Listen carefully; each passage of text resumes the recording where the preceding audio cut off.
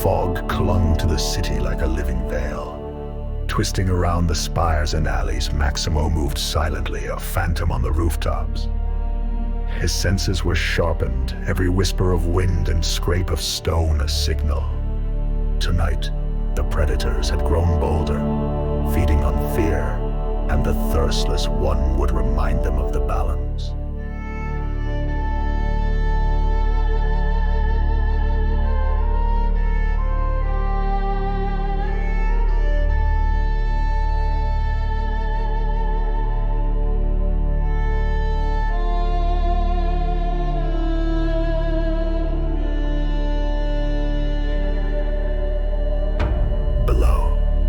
A gang of vampire mercenaries stalked a merchant's family.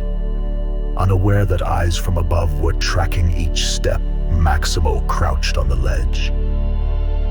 Cloak flaring in the cold wind, muscles coiled like steel springs. Every heartbeat measured their rhythm, every shadow their mistake.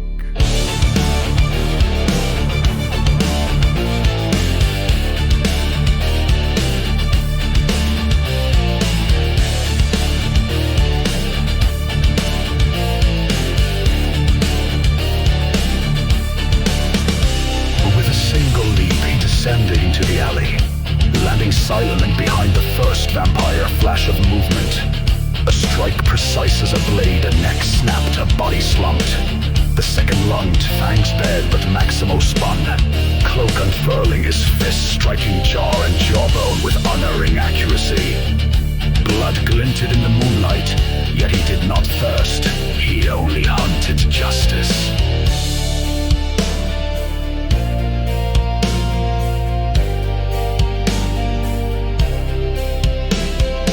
Third vampire hissed. A blur of claws and fangs, Maximo dodged effortlessly, rolling over the slick cobblestones, landing behind his foe. With a sudden swift sweep of his leg, the vampire crashed into a stack of crates. The echoes of the collision were swallowed by the night. The family trembled but remained unharmed. Hidden behind shadows, Maximo had carefully guided them into. But Maximo's vigilance was rewarded with no rest. From the mist a new threat emerged, the chaos-born hunter. Clad in dark crimson, he moved like a storm incarnate, eyes blazing with merciless intent. Maximo recognized the aura immediately. Speed unmatched, strength lethal, cruelty precise. The hunt was no longer for protection alone. Tonight, it was a challenge.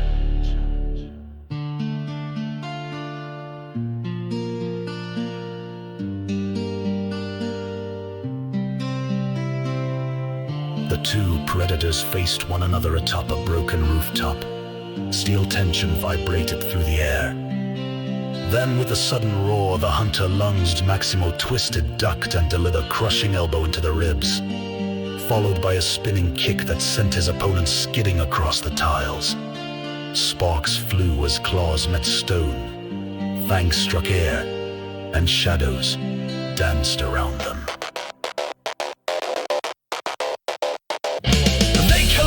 Again and again, a ballet of destruction. Maximo struck with precision, anticipating each move, countering every swing.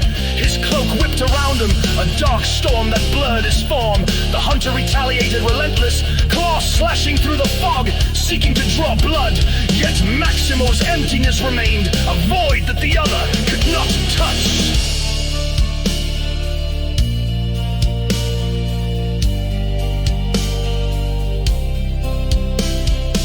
Surged across rooftops, down alleys, and into abandoned courtyards. Maximo's movements were poetry in motion, fluid and lethal.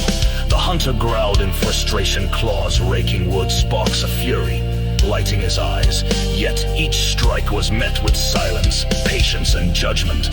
The Thirstless One was not just fighting, he was orchestrating the lesson.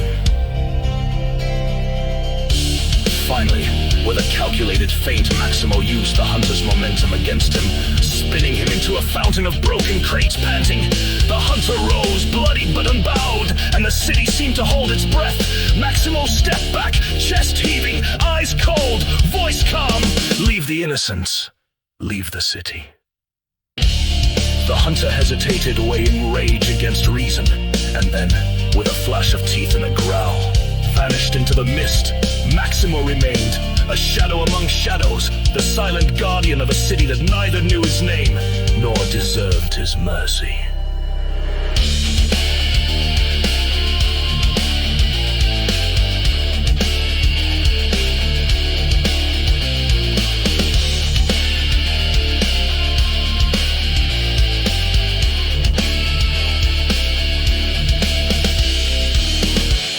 Back to the rooftops, surveying the streets below.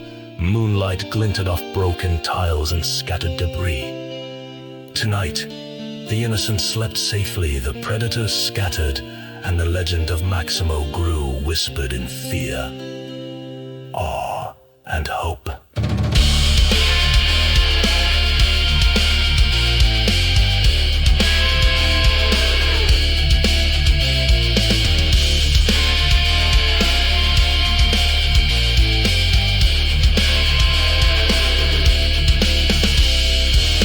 The city bowed once more, shrouded in fog and shadow. Maximo, born without hunger yet full of purpose, vanished through the night. Justice was a path, danger was a rhythm, and the Thirstless One's hunt had only just begun.